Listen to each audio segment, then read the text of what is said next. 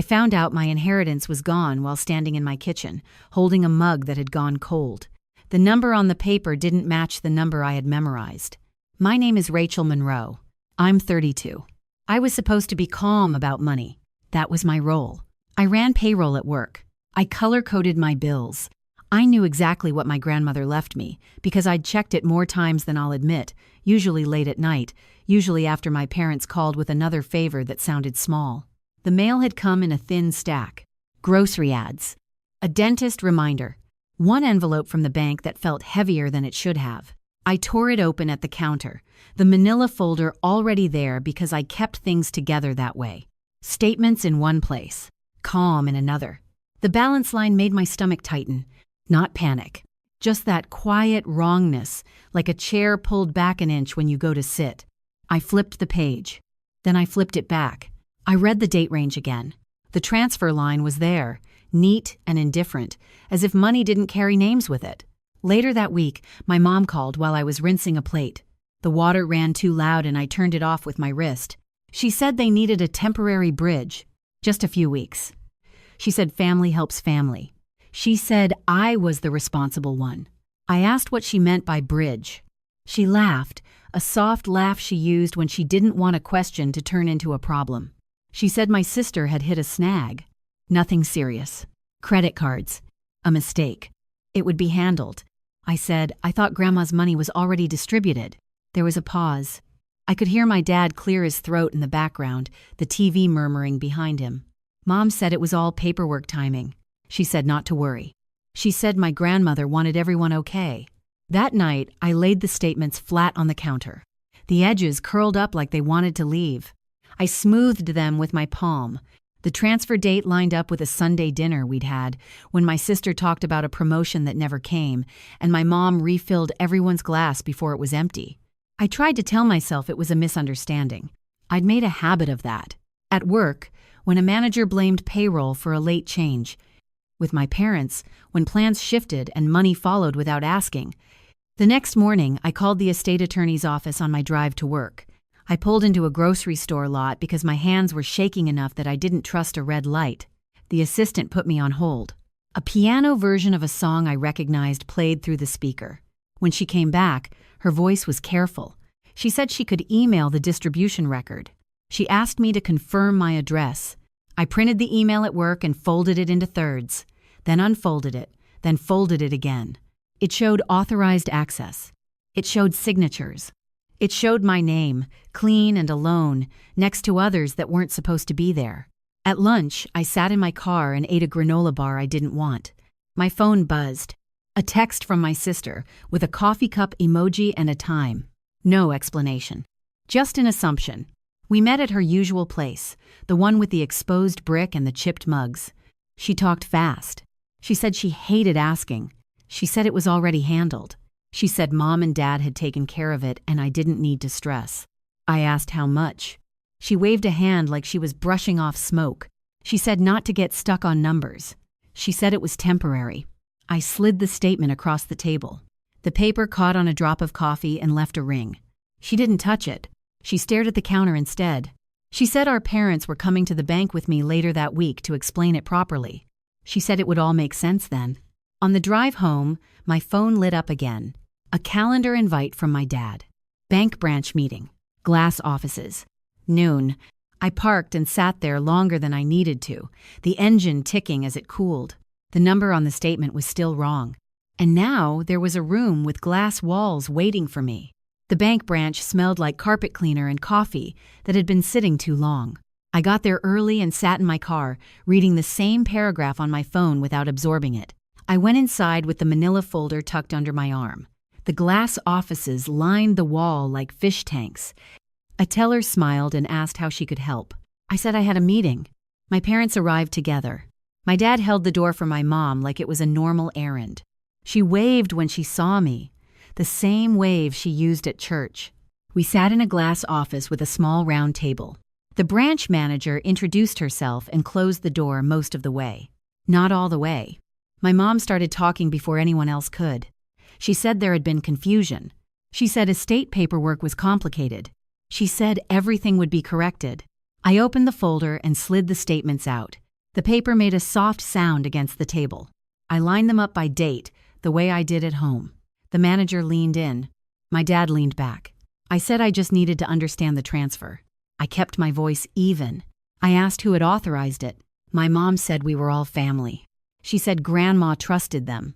She said it was faster this way. The manager asked for the distribution record. I handed over the printed email, the folds still sharp. She read it slowly, then looked up. She said the authorization showed my parents as secondary access holders. She said that meant they could move funds without notifying me. I looked at my dad. He stared at the carpet. My mom said they never touched my money. She said the bank must be mistaken. She said I was misreading the statements. The manager turned her screen slightly so we could see. She traced the transfer path with her finger. It was clean. It was obvious. I felt something loosen in my chest. Not relief, just the end of guessing. The manager said if there was a dispute, we could freeze the account temporarily. She said it was a standard option. My mom's voice got sharper. She said freezing would hurt everyone. She said it would embarrass the family. I asked how it would hurt me to pause access until things were clear. No one answered right away. My phone buzzed on the table. A new email notification. The estate attorney's name at the top. I didn't open it yet. I just looked at the screen while the room stayed quiet. I opened the email while my parents watched me like I was holding a test result. The subject line was plain. Account distribution clarification. I read it once. Then again. Slower. It wasn't dramatic. It was worse than dramatic. It was careful. It said there had been a request to confirm the distribution pathway. It said Mr. Patel would like to speak with me directly.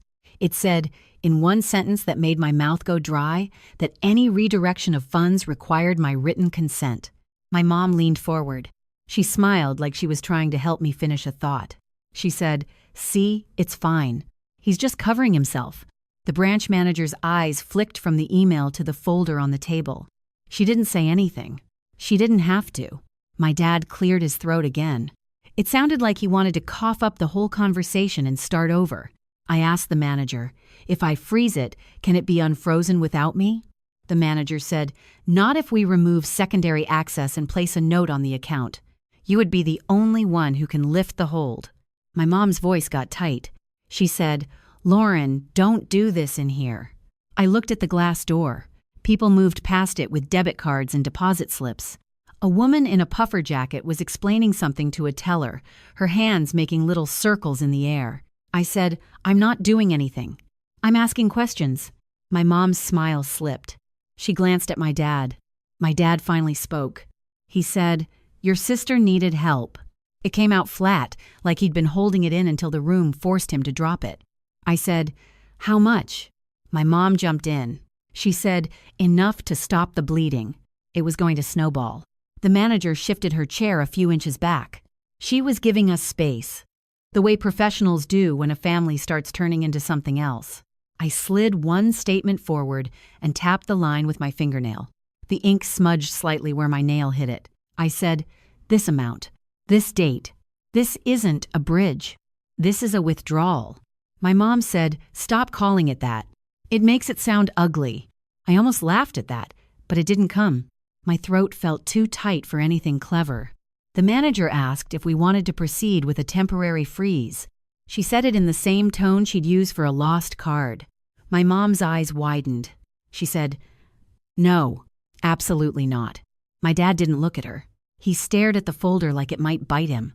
I said, I need a day. The manager nodded. She handed me a business card with her name and direct line. The card was stiff and too white, like it belonged to a calmer person. Outside, the sun felt too bright. My parents walked with me to the parking lot. My mom kept talking the whole way, words coming faster than her feet. She said Grandma would be upset by the drama. She said Kelsey was fragile right now. She said I was making it personal. I said, it is personal. It's my name on the account. My dad finally looked at me. His eyes were tired, like he'd already decided how this would end and was annoyed it wasn't ending quietly. He said, just meet your sister. Let her explain it. I didn't answer. That was the first real silence, and it landed between us like a dropped plate. Later that afternoon, my sister texted me the address of a coffee shop I'd never been to. the kind with plants hanging in the window and chalkboard menus. I went anyway. Kelsey was already there, tapping her nails against her iced cup. She stood when I walked in, like we were meeting for something normal. She hugged me and held on a second too long. She said, "Okay, before you freak out." I sat down and set my phone on the table. The screen was smudged with fingerprints. I didn't wipe it. I said, "Just tell me the truth." She looked past my shoulder, toward the barista, then back at me. Her smile wobbled. She said, "It's handled." I said, "That's what you keep saying." She lowered her voice. She said, "Mom and Dad paid it. It's done. It's over. Why are you making it a thing?" I pulled out one sheet from the folder. I'd folded it in half so it would fit in my purse. I opened it and flattened it with my hand. I slid it toward her. She didn't touch it.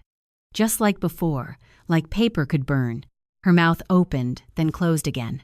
She said, "They told me it was family money." I said, "They told me it was a temporary bridge."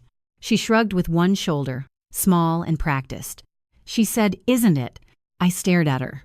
I felt my fingers tighten around the edge of the page. I said, "Grandma left that to me." Kelsey's eyes flashed. She said, "And I'm supposed to drown because you're the chosen one." The words hit harder than the money ever did. A woman at the next table glanced over, then pretended not to. Kelsey noticed and lowered her voice again. She said, "Look, they're coming with you next time. To the bank. So you don't bulldoze them." That's what Mom said.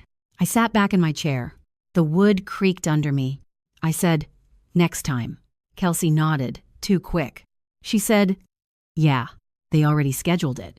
My phone buzzed. A new calendar invite. Bank branch meeting. Updated attendees. And this time, Kelsey was on it. The invite sat on my screen like it had weight. Kelsey Caldwell added as attendee. Location, the same branch. I stared at it long enough that my phone dimmed and went black. When it lit again, the same details were waiting, like nothing I did could change them. That night, I spread everything on my kitchen counter.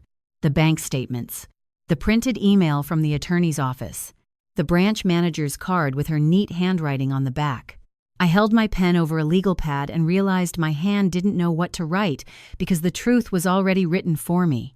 I called my friend Maya while I rinsed a fork I hadn't used. The water ran and ran. Maya said, "Stop washing things. Sit down." I sat at my small table and looked at the folder like it was a live animal. I told her Kelsey was coming to the bank meeting. Maya let out a slow breath. She said, "They're bringing her as a prop. Don't let them." I said, "I don't want a scene." Maya said, "Then don't make one. Just bring paper." The next day at work, I pulled up my benefits portal between payroll runs and changed every password I could think of. Banking login, email, security questions. I typed answers that no one else could guess. "What was your first pet's name?" It wasn't the dog we had as a family. It was the stray cat I fed in college. I typed it and felt petty, then felt safe. When the meeting day came, I dressed like I was going to a job interview. Dark jeans, a plain sweater, hair pulled back. I didn't want to look like a daughter. I wanted to look like a person who reads the fine print. I got to the branch early again because I couldn't stop myself. The teller recognized me. Her smile was smaller this time, like she knew she was about to witness something. I sat in the waiting chairs near the brochure rack. The pamphlets showed happy couples holding keys, the kind of picture that assumes money is always clean. My parents walked in with Kelsey between them. My mom had her good purse. The leather one she saved for weddings and funerals. My dad carried a folder too, like he could match mine by copying the shape. Kelsey looked around like she didn't want anyone to recognize her, even though no one in a bank lobby is looking for her. She saw me and raised her eyebrows, like we were about to settle something over brunch. My mom kissed the air near my cheek. She didn't actually touch me. She said, "Let's keep this respectful." I said, "I'm here for clarity." My dad's jaw moved like he was chewing something. Kelsey said, "Hi, Lauren." I nodded. That was all I had. The branch manager stepped out and led us into the glass office again. The door clicked behind us, not fully closed, just enough that sound would carry if it got loud. We sat around the same small table. I put my manila folder down and opened it without looking at anyone. I laid the statements flat. I smoothed the corners. One page had a bent edge from being folded in my purse. I pressed it down with my palm until it stayed. My dad set his folder down but didn't open it. My mom started with a sigh, like she was the one carrying a burden. She said, "We all know why we're here." The manager glanced at me, then at the papers. She kept her voice neutral. She said, "Miss Caldwell, what outcome are you asking for today?" My mom answered for me.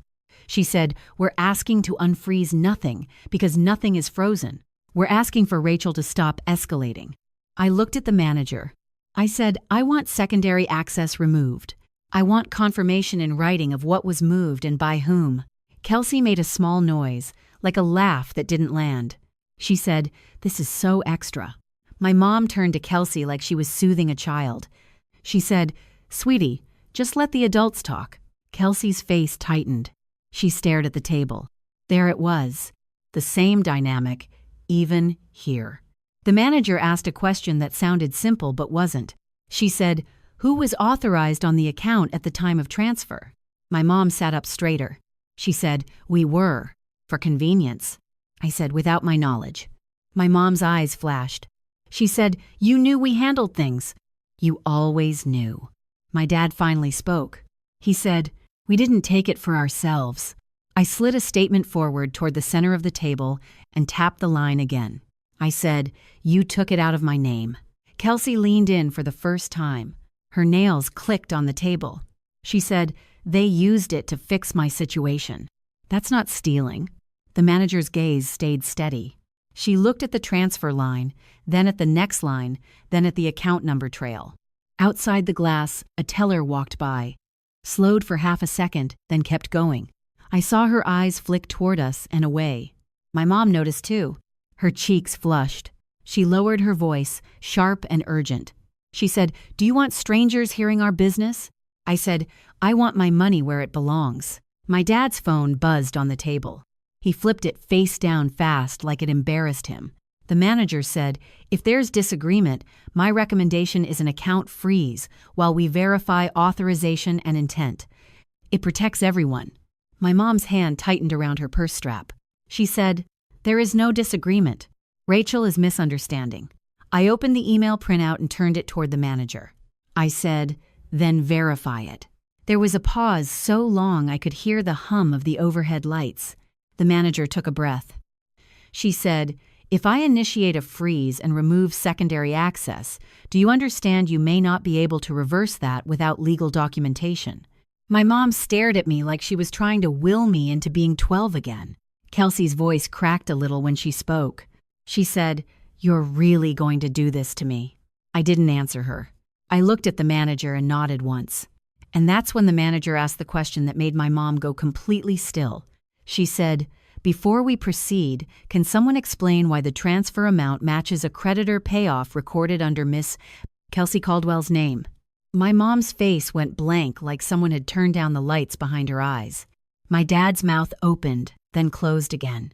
He looked at the branch manager, then at me, then down at the table like he could find a better answer in the wood grain. Kelsey's nails stopped clicking. She pulled her hands back into her lap. My mom found her voice first. She said, "That is a coincidence. Lots of people have debts. You can't just say it's hers because a name matches." The branch manager didn't argue. She just turned her monitor a little more so all of us could see the screen. She said, "This is not a guess. This is a recorded payoff reference. It's attached to the transfer memo." My mom's lips tightened. She looked straight at me. She said, "Lauren, why are you doing this right now?" In front of her. Kelsey's head snapped up. She said, "In front of me, like I'm not even here." My dad's shoulders slumped.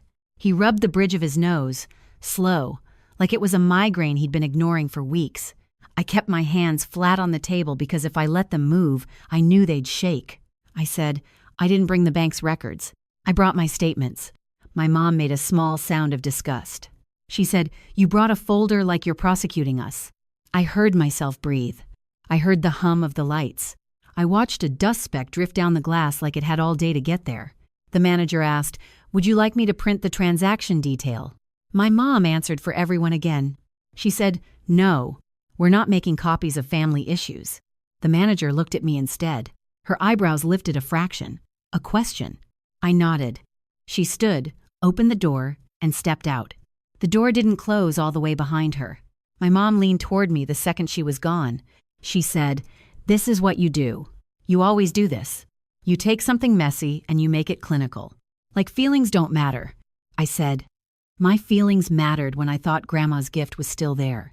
Kelsey let out a shaky laugh. She said, "Gift. Like you won the lottery." My dad finally looked at Kelsey. He said, "Stop." Kelsey's eyes widened. She said, "Stop what?" "Telling the truth. I had a problem. They fixed it. That's what parents do." My mom snapped her fingers softly at Kelsey, like a warning. She said, "Not in here." Kelsey turned on her anyway, voice low but sharp. She said, "You said it was handled. You said Rachel wouldn't even notice." My mom's head jerked toward her. She said, "I never said that." Kelsey stared at her, stunned, like she'd just heard a stranger wear her mother's face. The door opened again, and the manager came back with a printed page. She placed it on the table in front of me, then another in front of my parents. The top line was a transaction detail printout, dates, reference codes, a payoff identifier. It felt unreal how plain it looked, like a grocery receipt. The manager pointed gently, as if she was teaching someone to read. She said, "This reference ties to a creditor record. The name on that creditor record is Miss Kelsey Caldwell." My mom's cheeks flushed a deep pink. She said, "So now you're saying my daughter is some kind of criminal?" The manager said, "I'm saying the transfer aligns with a payoff. That is what the system reflects." My mom's voice rose. She said, "This is harassment. You people should not be discussing my family like this." The manager stayed calm. She said, "Ma'am, you are in a bank office discussing an account. This is the account history." My dad tried to jump in, his voice softer, pleading. He said, "It was temporary. We planned to replace it." I looked at him. I said, "With what?" He blinked. He didn't answer. My mom jumped on the silence like it was proof. She said, "Lauren's been doing fine. She has a good job. She lives alone. She's not struggling." I felt my jaw tighten. I said, "You don't know what I'm struggling with because you don't ask. You just assume I'll absorb it." Kelsey leaned back in her chair, arms crossed, defensive again. She said, "You always act like you're the only one with bills." My mom pointed a finger at me, not quite touching the table. She said, "See, this is why we didn't tell you. You can't handle anything without making it about you." The branch manager looked between us and took a breath. She said, "At this point, I strongly recommend a freeze and removal of secondary access pending clarification. It protects Miss Rachel Monroe, and it protects you from further claims." My mom's eyes flashed to the glass wall. A customer walked past, glanced in, and kept going. My mom lowered her voice again, but it was trembling now.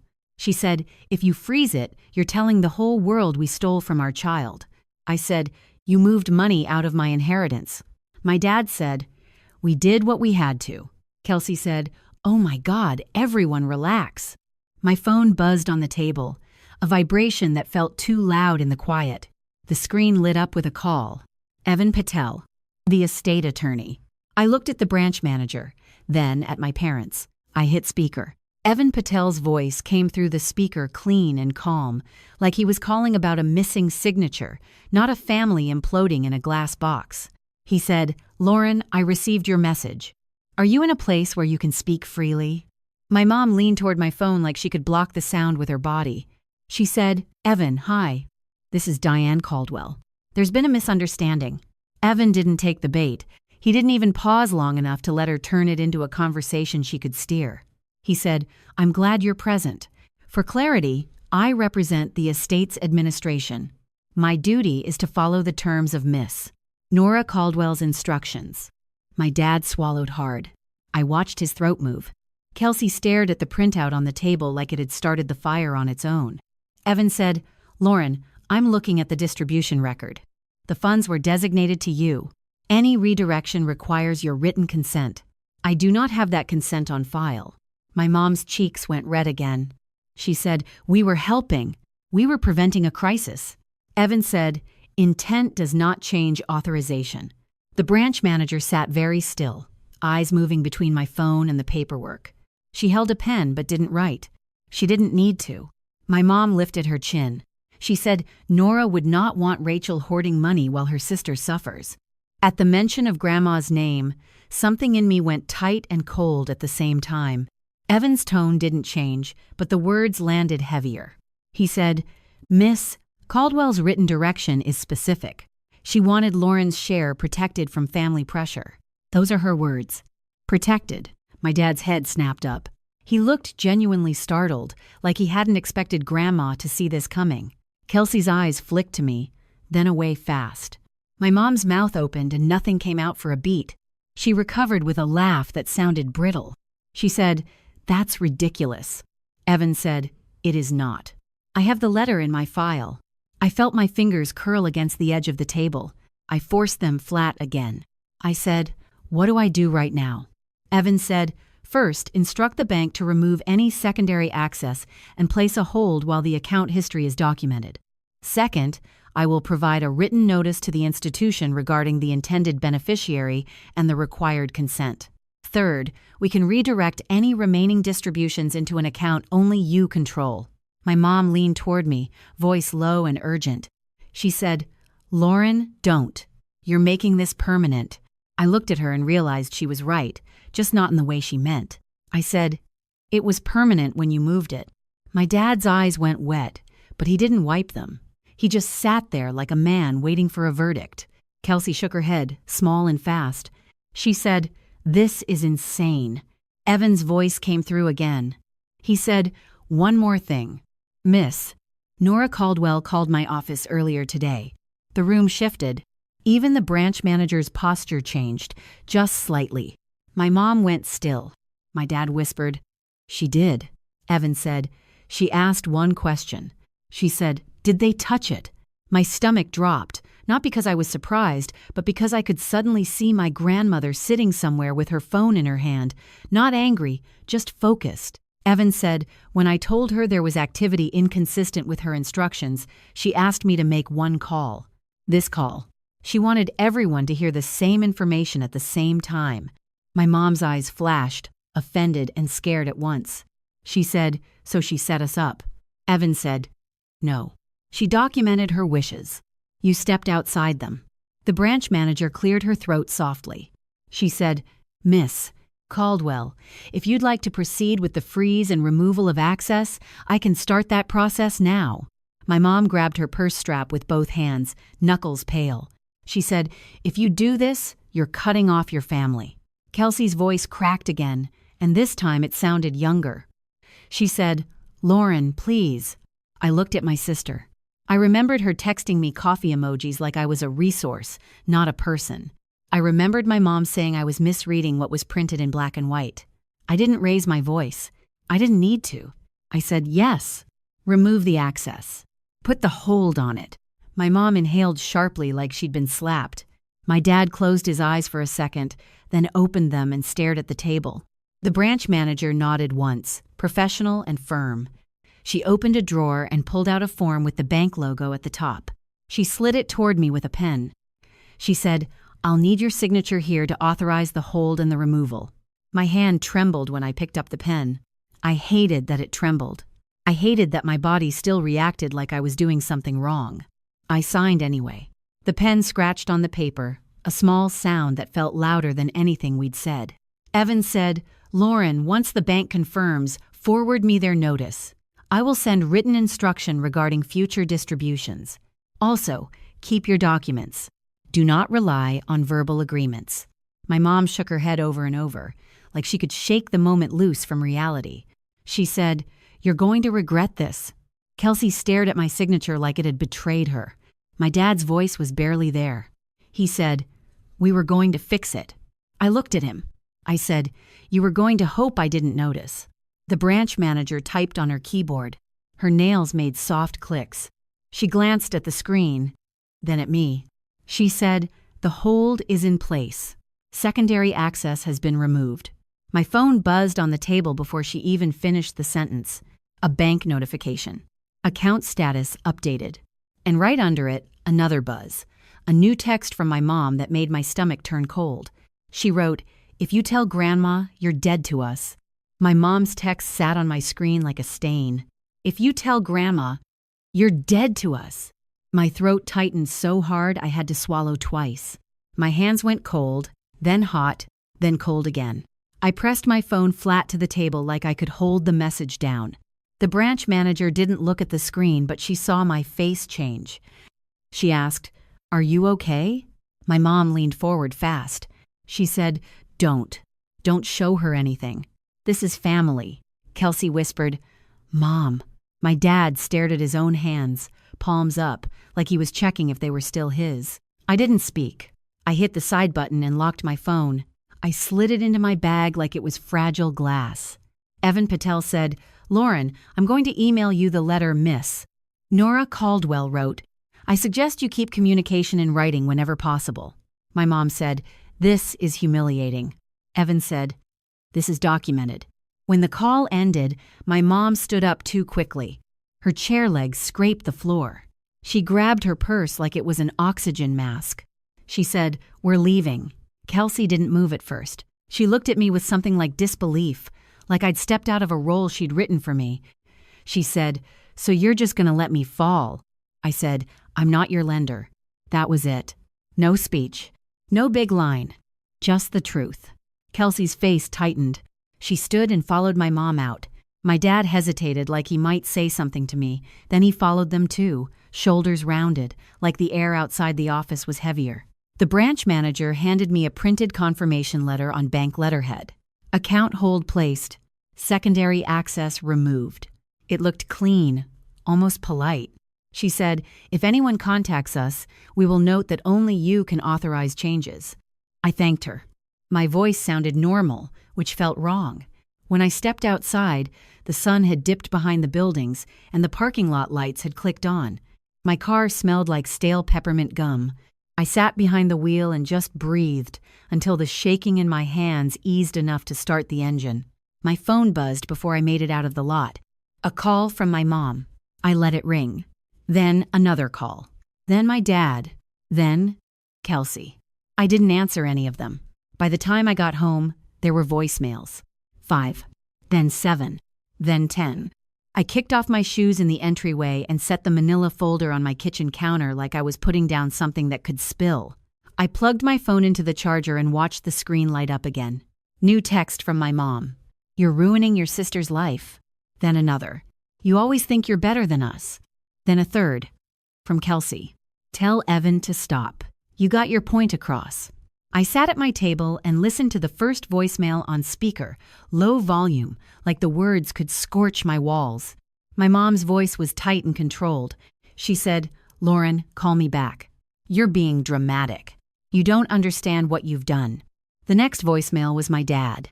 His voice sounded smaller than it ever did in person. He said, "We were going to replace it. Just give us time, please." The third voicemail was Kelsey, and it was the worst because it was soft at first. She said, "I didn't know it was from your part." I swear. I thought it was. I thought it was just like family money. Then her tone flipped. Sharp, defensive. She said, "But you're still doing this on purpose. You want me to look like trash." I saved them all. Each one. I hit the little button that said, "Keep." I hated myself for needing proof of my own family's voices, but I did it anyway. Maya called as I was staring at the screen. I answered, and she didn't even say hi first. She said, "Tell me you didn't cave." I let out a breath I didn't realize I'd been holding. I said, "I didn't." Maya said, "Good." Screenshot everything. Save the voicemails. Put it in the folder. I looked at the folder on my counter. It already had a life of its own now. I said, "My mom texted me a threat." Maya went quiet for half a second. She said, "Save it. Do not reply." Not one word. I hung up and did exactly that. Screenshot. Saved to a folder on my phone. Sent to my email. Printed it out. The printer in my apartment made that slow grinding sound, like it didn't want to be involved. The paper came out warm. My mom's words looked even uglier in black ink. That night, I barely slept. I kept waking up and checking my phone like it was a fever. In the morning, an email from Evan Patel was waiting. Attached, Letter of instruction. I opened it and read my grandmother's words. No dates. No dramatic flourish. Just clear sentences. She wrote that my share was mine. She wrote that it was not to be touched for anyone else's emergencies. She wrote that if anyone tried, the attorney was to intervene immediately.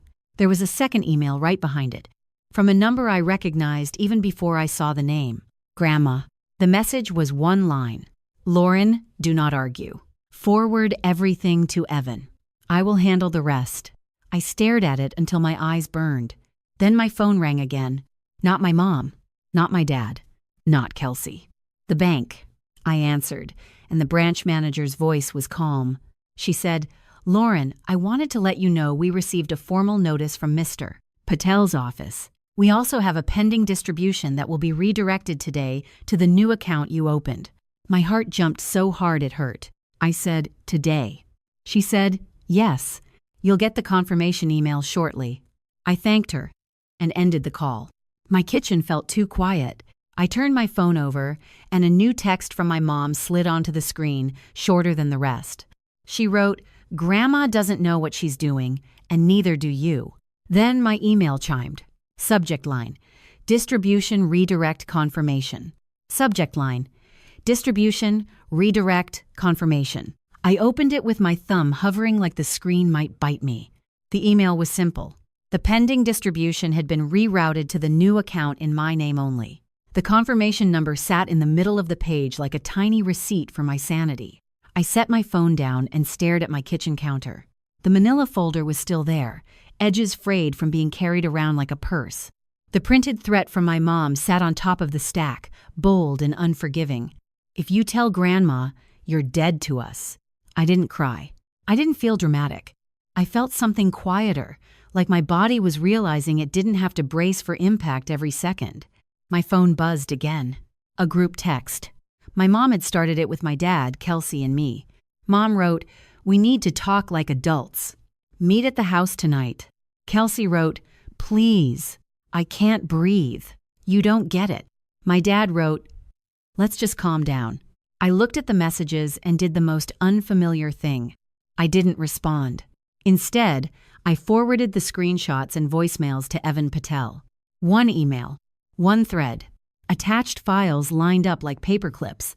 Then I opened my bank app. The balance hadn't fully updated yet, but the hold notice was still there, clear as day. Secondary access removed. Only account holder authorized. That sentence did something to me. It wasn't justice. It was control. It was basic. It was what should have existed the whole time. I drove to work and tried to act normal. I ran payroll. I answered questions about missing hours. I ate my lunch at my desk because my stomach still didn't trust me with breaks.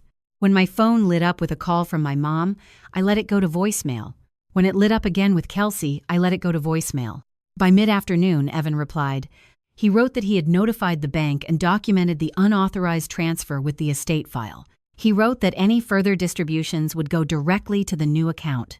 He wrote, in the cleanest sentence imaginable, that Miss Nora Caldwell had requested a meeting with my parents. Not with me, with them. I read it twice. My hands started to shake again, not from fear this time, from the weird relief of not being the messenger anymore. After work, I stopped by the bank branch. Not for a scene, for paperwork. The teller recognized me and directed me to the branch manager's office. The manager offered me a bottle of water. I held it without opening it, just feeling the cold plastic under my fingers. She handed me a printed confirmation of the redirected distribution and the hold status, signed and stamped. She said, "This is all in order now. If anyone comes in claiming confusion, we will refer them to your attorney." I nodded and slid the paper into my folder, behind the statements. The folder was turning into a record of how I finally learned to stop trusting voices over documents. When I got home, my apartment felt smaller than usual. The quiet pressed in from all sides. I sat at my table and listened to one more voicemail from my dad. I hadn't played it yet because I didn't want his voice in my kitchen. He said, "Lauren, your mom is scared. Kelsey's scared. We're all just trying to figure this out. Call me. Just me." It sounded almost reasonable until the last line. He said, And please don't get Grandma involved. I stared at the phone. Grandma was already involved. That was the whole point. She'd been involved before any of us admitted what we were capable of. My phone buzzed again. A text from Grandma this time. It said, "Come by tomorrow. Bring the folder." I sat so still my shoulders started to ache. I typed back, "Okay." That was all. The next morning, I drove to her house with the folder on the passenger seat like a seat-belted child. Her place smelled like lemon cleaner and old books. She had a dish towel over her shoulder like she'd been doing something normal before I arrived. She looked at me once, then at the folder. She said, "Kitchen table." I sat. I slid the folder toward her. My hands felt clumsy. She didn't gasp. She didn't make a speech. She opened it and read the papers the way she read recipes, lips moving slightly, eyes sharp. When she got to my mom's threat, she paused. She tapped the page once with her finger. She said, "They said that to you." I nodded. Grandma leaned back in her chair and exhaled through her nose, slow and controlled. She said, "All right." That was the moment I understood what the call had really been. It wasn't revenge. It was a boundary with teeth. Grandma reached for her landline phone, the old beige one that still sat on her counter like it belonged there. She dialed without looking at any contact list. Muscle memory. She put it on speaker and set it down between us like a centerpiece. The phone rang. Once. Twice. Then my mom's voice filled the kitchen. She said, "Hi, Mom." Grandma looked straight at me as the call connected, then she looked back at the phone. She said, "Diane, sit down. We're going to talk about the money you took from Lauren.